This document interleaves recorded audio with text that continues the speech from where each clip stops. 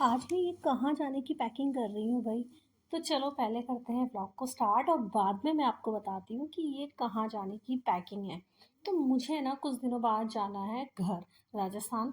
तो मैं घर जाने वाली थी, तो मैंने यावी के जैसे एग्ज़ाम ख़त्म हुए ना, तो मैंने सोचा कि घर जाकर आऊँ। तो बस मैं ले आई थी पैकिंग करने के लिए, क्योंकि अब ज़्यादा दिन नहीं रहे हैं, 4-5 दिन ही रहे हैं। तो बस मैंने सोचा पैकिंग थोड़ी-थोड़ी तो मैं स्टार्ट कर देती हूँ, लगभग 3 से 4 दिन ही रहे हैं। तो बस यावी के 2 ही पेपर बाकी हैं, तो मैं सोच रही थी पैकिंग करके और रख लेती हूँ, जिससे कि ना बस मुझे ना लास्ट में भी कोई सामान याद आएगा तो वो मैं रख लूँगी और छूटेगा नहीं, और लास्ट टाइम में मुझे टेंशन नहीं रहेगा कि अभी सामान पैक करना है। तो फिर बस मैं 2 बैग ले आई थी, तो मेरे से तो ज़्यादा सामान तो जाता नहीं है। तो भाई मैं तो ना 2 बैग से ज़्यादा नहीं ले जा सकती हूँ। 1 बैग यावी पकड़ेगी और 1 बैग मैं पकड़ूँगी, और हमें छोटे-छोटे बैग ही चाहिए होते हैं। तो ये बैग वाला रख लिया था। तो बस कुछ कपड़े, बहुत ज़्यादा कपड़े भी नहीं भरे कि भई ना मुझे लेके जाने में प्रॉब्लम आ जाएगी। तो जो भी इम्पोर्टेंट चीज़ें थी बस वो रख रही थी। उसके अलावा तो मैं ना ज़्यादा सामान लाना पसंद करती हूँ, ना ले जाना, क्योंकि बहुत प्रॉब्लम होती है उठाने के टाइम में। और कभी-कभी होता है कि ब्रिज चढ़ना पड़ जाए, तो भई फिर तो बहुत हालत ख़राब होती है। मुझसे तो अब इतना वज़न उठता भी नहीं कि मैं इतना सारा वज़न उठाकर चल सकूँ। तो बस अपना सामान पैक किया। तो मुझे हमेशा आदत है कि जब भी मैं कहीं जाने वाली होती हूँ और मुझे पहले से अगर मेरा पता है, तो मैं 4-5 दिन पहले से पैकिंग स्टार्ट कर देती हूँ। तो बस वही कर रही थी कि याद कर कर के ना अभी भी मेरा कुछ सामान बच गया है। जब मैं वॉइस ओवर कर रही हूँ तो मुझे अभी भी याद आ रहा है कि अरे यार, मैंने कुछ मेडिसिन, जो इम्पोर्टेंट मेडिसिन है वो मैंने अभी नहीं रखी है।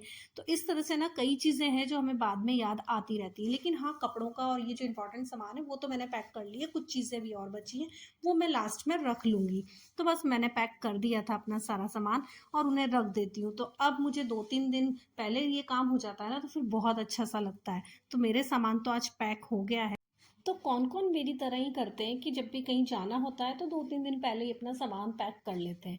भई मुझे तो ना हमेशा ऐसी जल्दबाज़ी होती है कि भई मुझे कहीं जाना है तो मेरा सामान जल्दी से पैक हो जाए, वरना मुझे टेंशन होता रहेगा कि अभी सामान पैक करना है, करना है। तो भई कौन-कौन मेरी तरह इस तरह से करता है। तो बस मेरा सामान तो पैक हो गया था, मैंने उसे रख दिया था, और उसके बाद ना उतने में ही बेल बजी। तो फिर मैं गई डोर पे कि भई इस टाइम में ना अभी कौन आया है।